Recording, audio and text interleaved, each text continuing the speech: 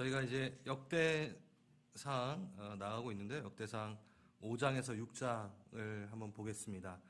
여전히 저희는 족보를 보고 있어요. 족보가 나오고 있는 구간입니다.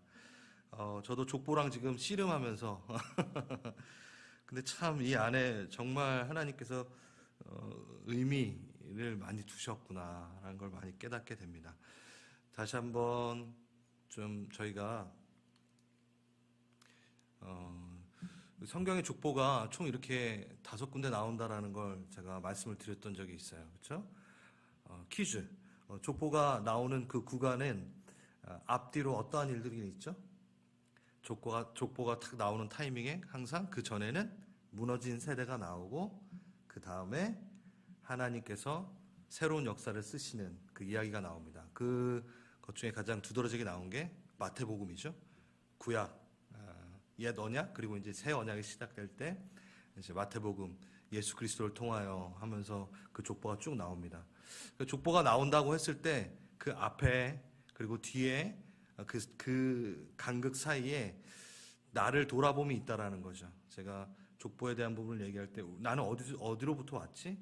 그러니까 여러분의 삶 가운데 무너짐이 있고 실패가 있을 때 나는 어디로부터 왔는가를 다시 한번 주님 앞에 나아가서 점검하고 옛 하나님의 그 나를 이끄셨던 그거에 대해서 감사하고 그게 있으면 어떤 일이 일어나겠죠?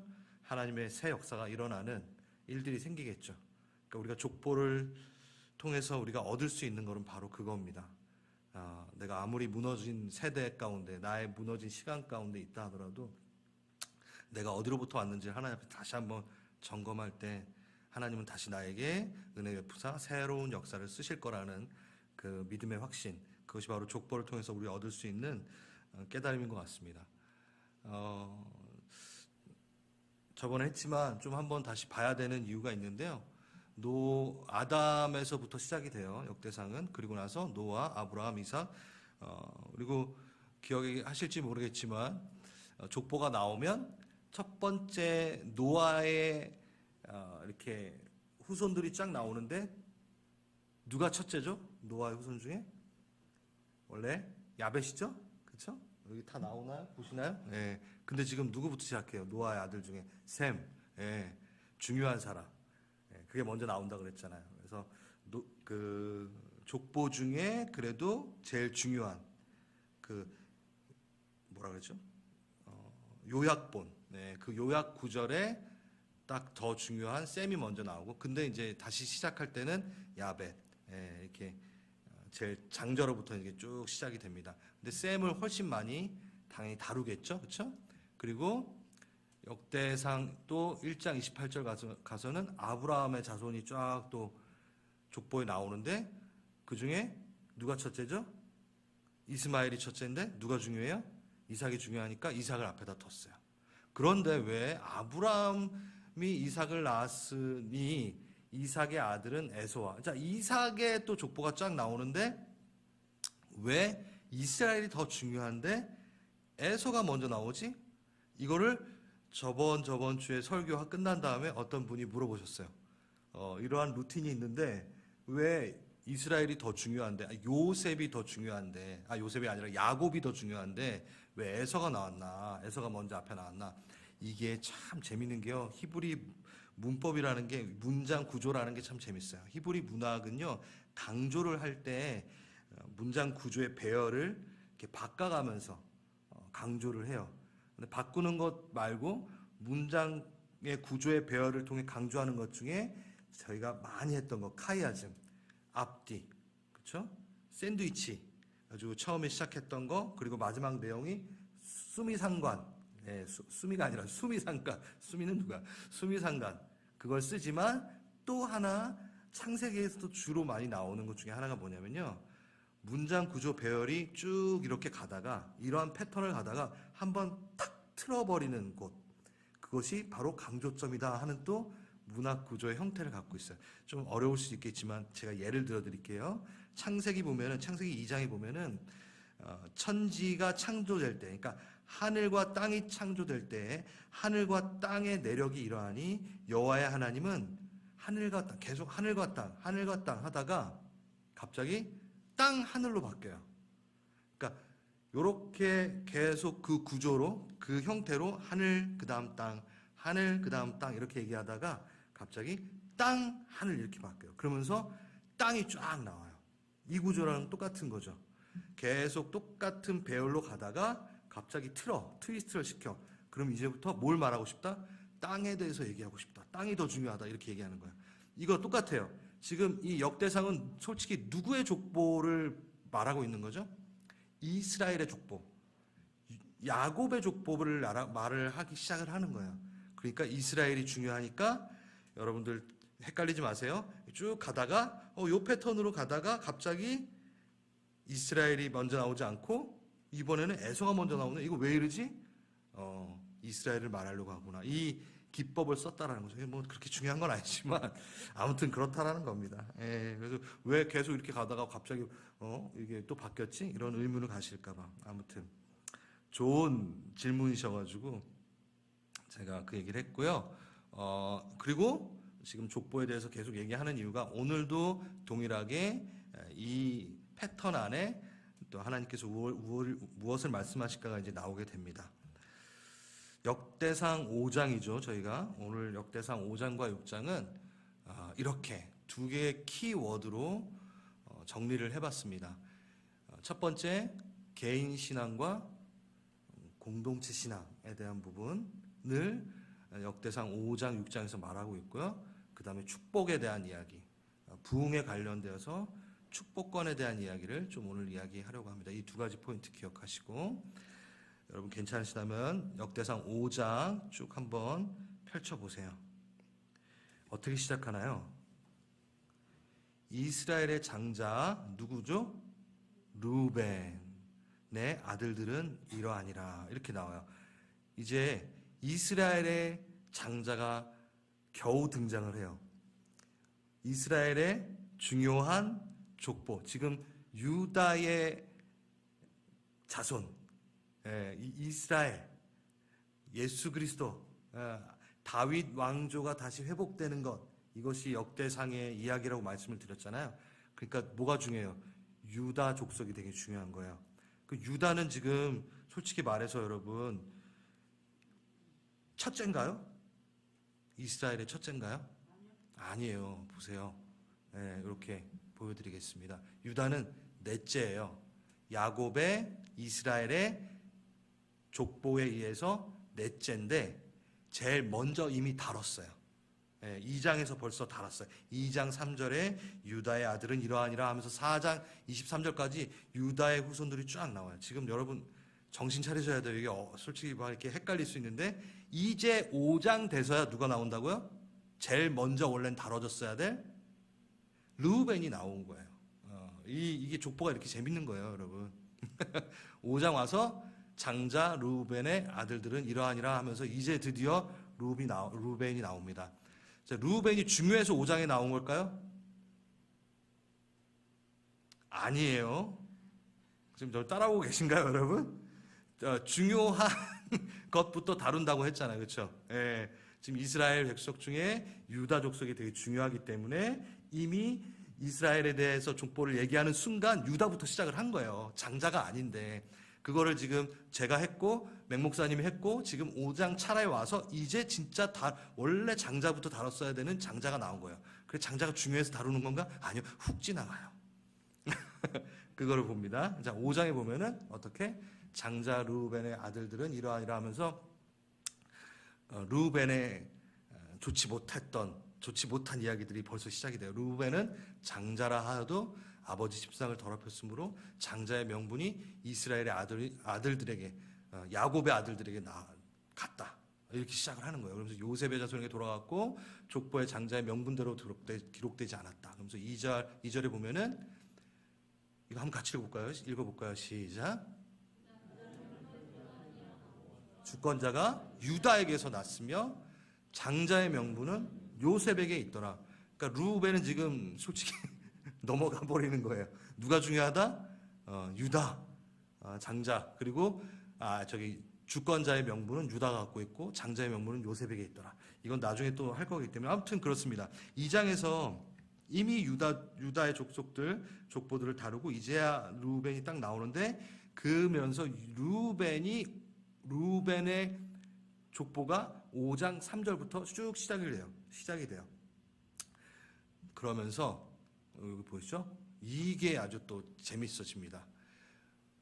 역대상 5장 9절에 보면요, 같이 읽어볼까요? 시작.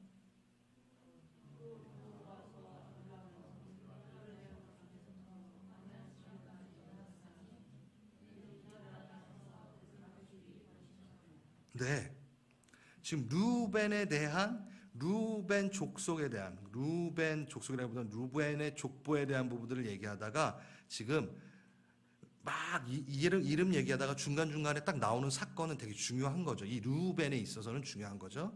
뭐라고 돼 있어요?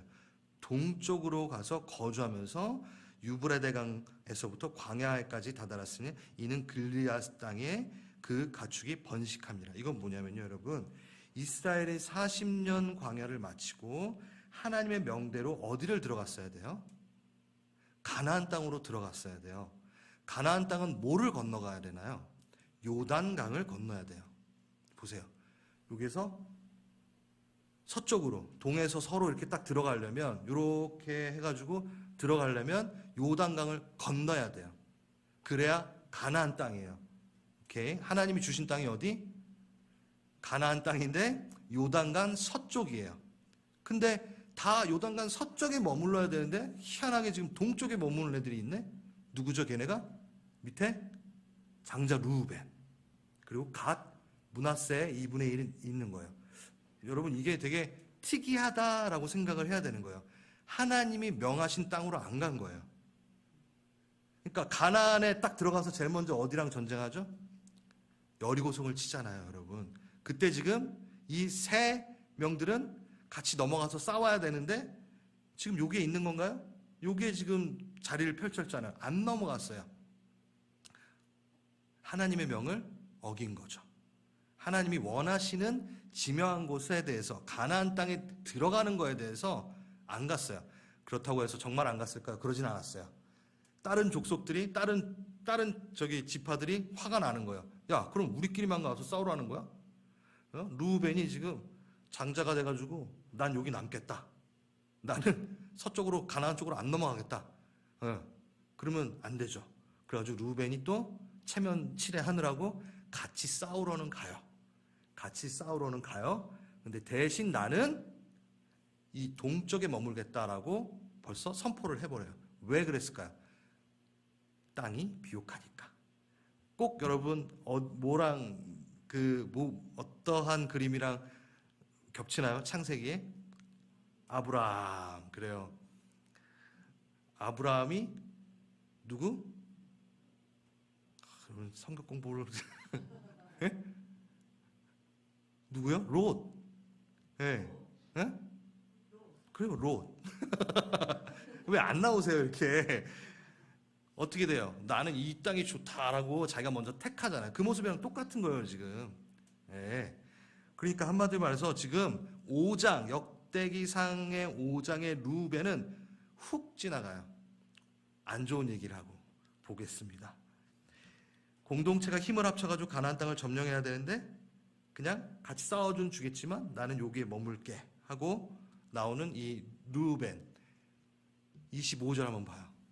하나님께 범죄하여 하나님이 그들 앞에서 멸하신 그 땅 백성의 신들을 간음하듯 섬긴지라. 끝내는 그 동쪽에 머물면서 이들은 어떻게 됐다? 그 땅의 신들을 섬기며 간음하였다. 네. 그리고 26절 쭉 나오면서 강가에 옮긴지라 그들이 오늘까지 거기에 있느니라. 여러분, 이 역대상을 읽은 사람들이 누구였죠?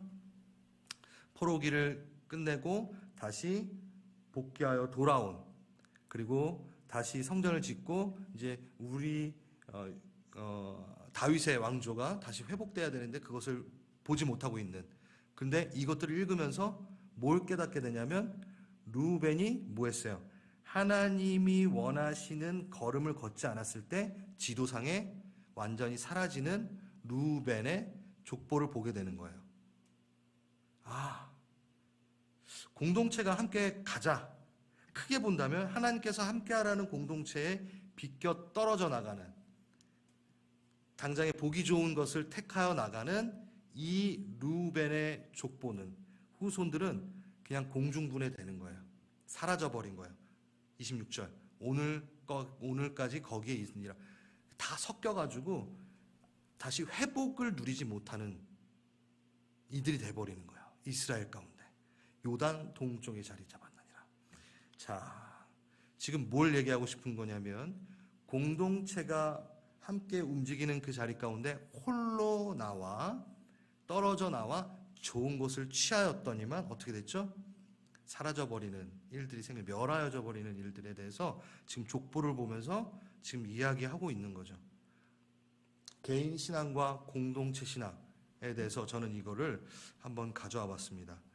역대기 지금 족보 가지고 제가 씨름한다고 했는데, 추시 집안 족보도 아니고 제가 계속 이거를 그럼 너무 먼 얘기처럼 들리나? 그렇지 않습니다. 이스라엘의 족보, 우리가 족보를 보는 거는 뭐냐면, 계속 얘기하는 거는 공동체의 신앙과 개인의 신앙에 아주 밀접한 관계성을 갖고 있다라는 거예요.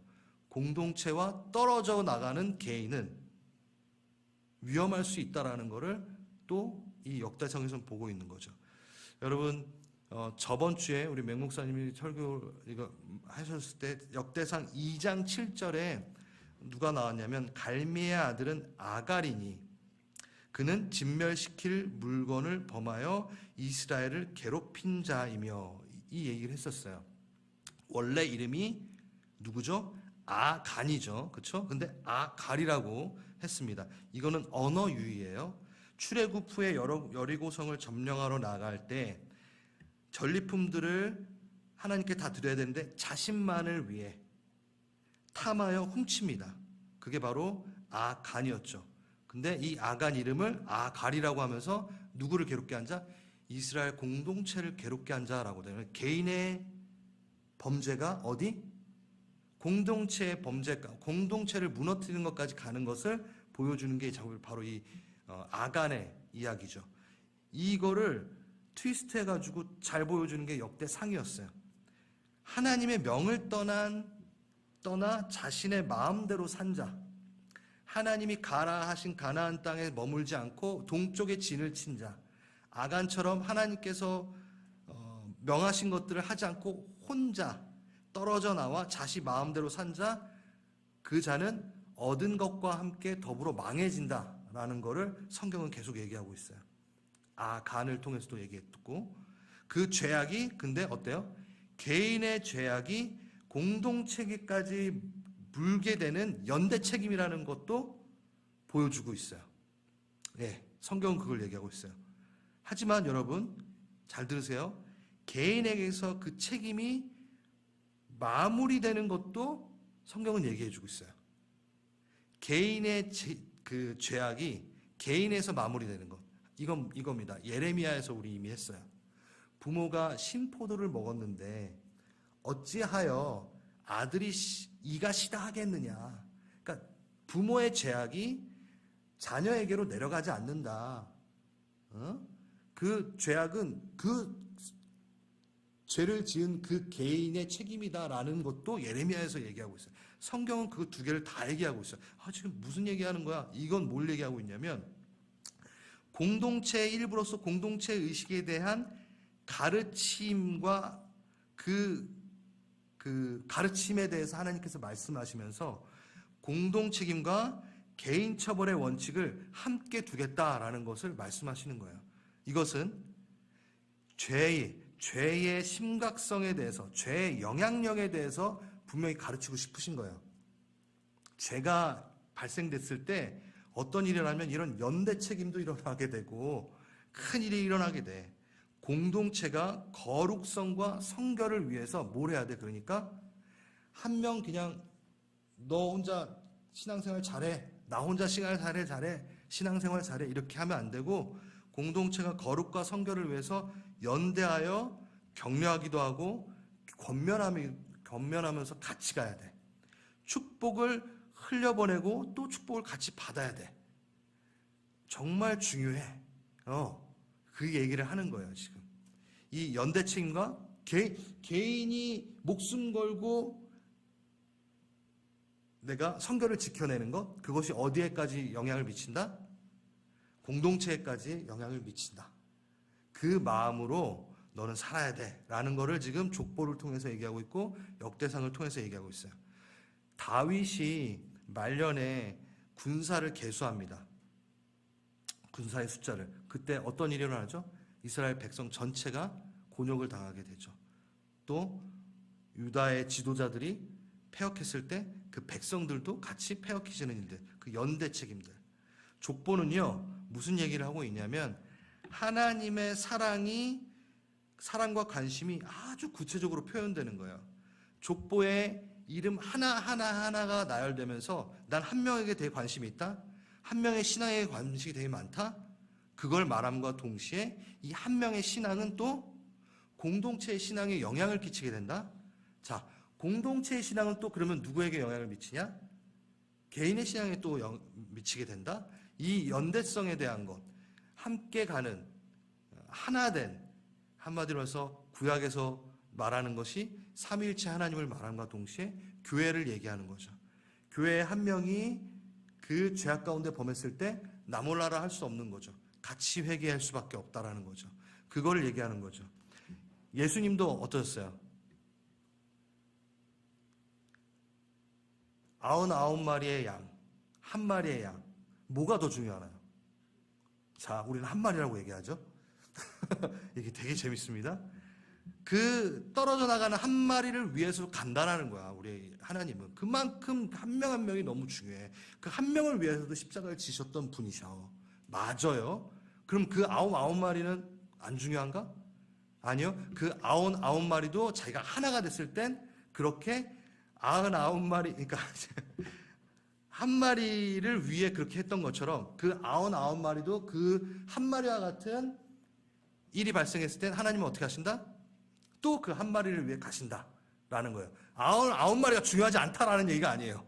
이게 잘 사람들이 헷갈리게 할 수 있는데 연약한 한 명을 위해 모든 사람이 뭐 희생하고 뭐 이런 얘기가 아니라 그 한 명을 대하듯 하나님은 예수 그리스도는 우리를 대하신다. 내가 99마리 중에 그 또 다른 한 명이 되었을 땐 나도 그렇게 살리시려고 할 것이다. 이거는 연대 책임, 개인적인 그 신앙, 이것이 완전히 한데 묶여져 있다는 걸 얘기하는 거죠.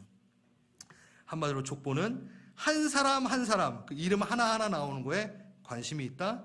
하지만 궁극적으로는 그 공동체의 영성에 대해서 또 보고 있다. 이 두 가지를 같이 보고 있는 거예요. 뭐 당연한 얘기죠.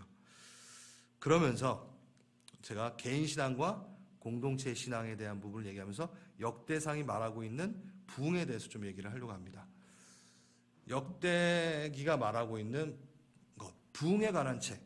제가 이거 개간할 때 다 하지 못하였는데 시간이 이렇게 빨리 가네요. 자, 한번 같이 읽겠습니다. 역대기에서 가장 여러분들이 잘 알고 유명한 구절이에요. 찬양도 있죠. 같이 읽어보겠습니다. 시작.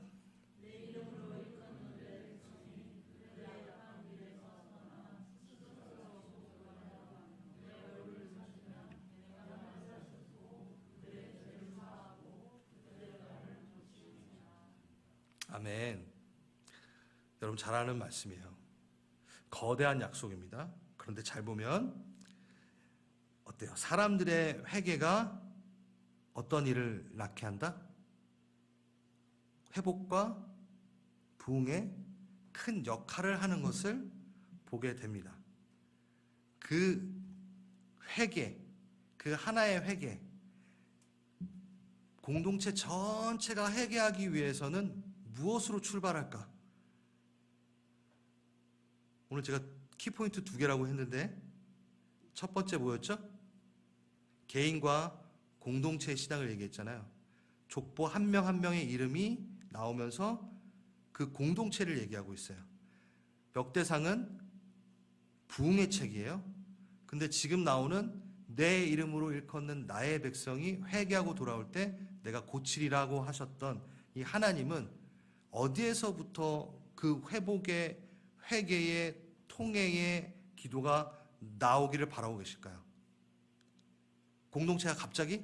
아니요. 한 명에서부터 시작이 된답니다. 된답니다. 되는 겁니다. 그게 부흥이에요. 그게 역대기가 말하고 있는 거예요.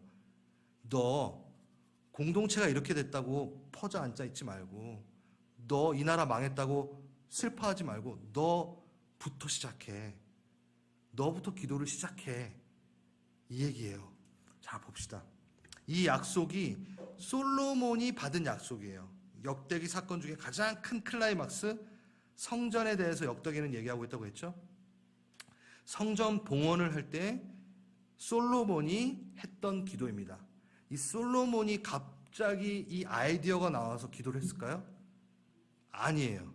이거는 구약 신명기 때부터 하나님께서 약속하신 거야. 이건 하나님의 마음이에요.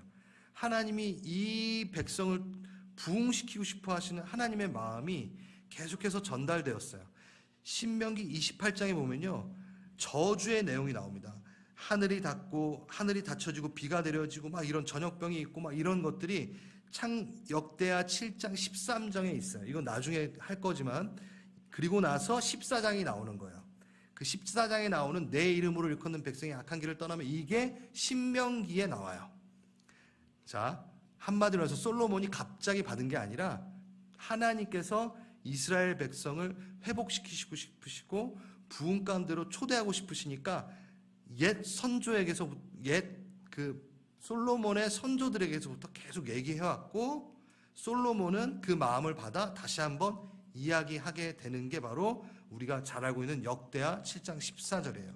신명기 30장에 보면은 이 내용들이 나옵니다. 회개에 따른 언약의 회복에 대한 조항들이 쭉 나오게 돼요. 하나님은 부흥에 대해 약속을 스스로 하십니다. 하나님이 원하십니다. 부흥은 우리보다 누가 더 원한다?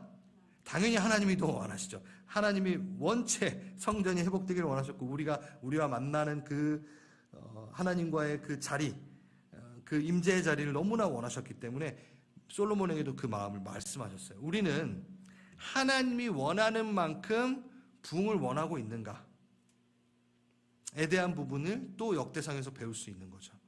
여러분은 부흥하면 어떤 마음이 드세요? 부흥 정말 근데 원하세요?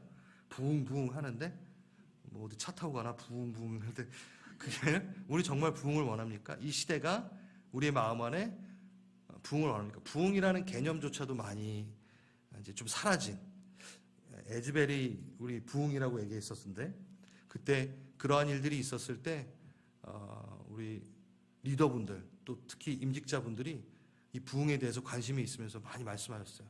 우리 교회도, 우리에게도 이 부흥이 있었으면 좋겠다, 막 얘기를 하셨고, 저는 그 말이 너무 감사했어요. 부흥이라는 단어에 아직도 이렇게 가슴 뛰어 하시는 성도님들이 있어서 너무 좋다. 예? 부흥이라고 딱 얘기했을 때 아무 감각이 없을 수 있잖아요. 그래요? 영우 형제님? 아니죠?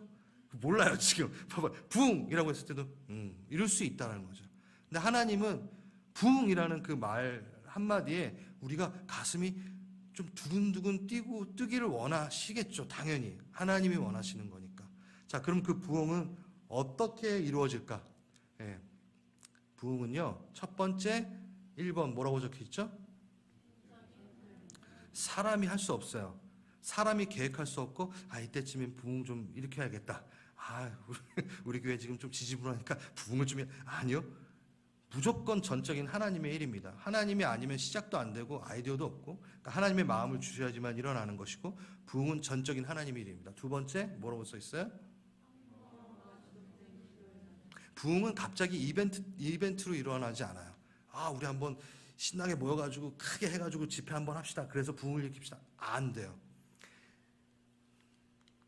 개혁과 부흥이라는 책이 있고, 또 마틴 로이드 존스 목사님이 적었던 또 부흥이라는 책도 있고, 그 부흥에 대해서 예전에 관심이 많아가지고 이렇게 제가 읽었을 때 그 부흥에 대한 분명한, 부흥이 일어나기 위한 전제 조건은 다 이거였어요. 평범함이었어요. 이벤트가 아니었다는 거죠. 지속된 기도의 자리. 이게 왜 그럴까요? 사람이 드러나면 안 되니까. 이벤트가 드러나면 안 되니까. 그러니까 이름 모를 사람들을 통해서 부흥은 일어납니다. 이름 모를 평범한 사람들의 평범한 시간에 지속된 꾸준한 기도의 자리 가운데 부흥의 불씨는 일어나고 시작되는 거죠. 세 번째, 부흥은 어떠한 전제 조건이 있나요? 하나님만 남는 거에 대해 있습니다. 우리는 부흥하면은 제일 이렇게 생각나는 게 뭐죠? 교회 부흥하면 뭐 이런 으쌰으쌰도 있지만 수적인 부흥을 먼저 생각을 하죠. 제가 수적인 부흥을 부인하는 건 아닙니다. 하지만 우리가 가끔 잘못해서 쓰는 것들이 교인이 많아지면 부흥됐다고 얘기 많이 하잖아요. 저 교회 부흥됐어. 교인 수가 많아졌으면 그 말을 써요. 진짜 위험한 말이죠. 하박국에 보면은 부흥은요, 하박국에서 말하는 부흥은, 성경에서 말하는 부흥은 항상 뭘까요? 무화과 나무 잎이 마르고 포도 열매가 없으며 감람나무 열매 그치고 모든 게 다 사라지고 누구? 난 여호와로 즐거워하리. 그게 부흥이에요. 부흥은 하나님만 남는 게 부흥이에요. 우리가 누리고 우리가 많은 숫자를 보고 이게 부흥이 아니라 하나님 아니면 아닙니다. 내 소출에 다 사라져도 누가 하나님만 남으면 부흥입니다. 그 부흥이라는 것 자체는 하나님만 남는 것을 얘기합니다. 여러분, 부흥을 원하십니까? 더 안 원하시게 되는 일들이 지금 있는 건 아니에요. 여러분의 가정 가운데, 우리 교회 가운데 부흥을 진짜 원하세요? 원하긴? 하나님만 남는데? 이거 심각한 얘기입니다. 하나님만 남아야죠. 부흥 안 되면 다 죽어요.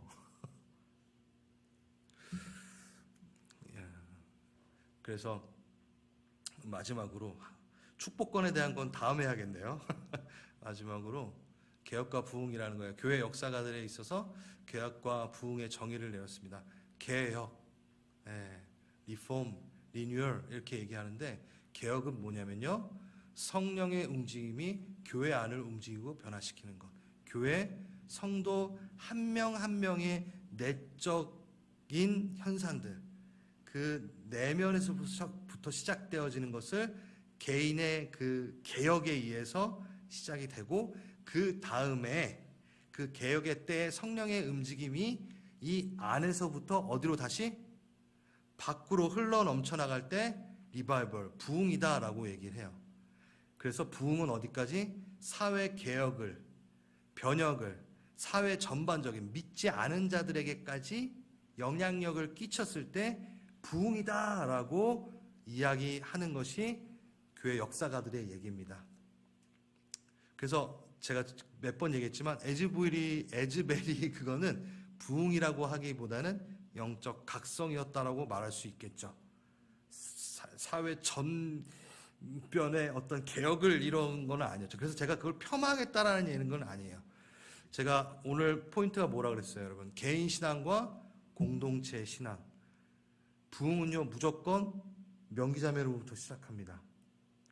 아멘. 우리 민동현 자매님으로부터 시작됩니다. 아멘. 개인에부터 시작돼요. 내가 부흥을 누리고 싶고 우리 교회, 우리 가정에 부흥을 맛보고 싶다고 하면요, 내가 먼저요. 내가 먼저 개혁되어야 됩니다. 우리 교회 한 명 한 명이 하나님 앞에 꼬꾸라지고 감람나무 열매 없어도 주님만으로 나 갑니다라는 그 고백이 생길 때 우리는 부흥을 맛볼 수 있어요.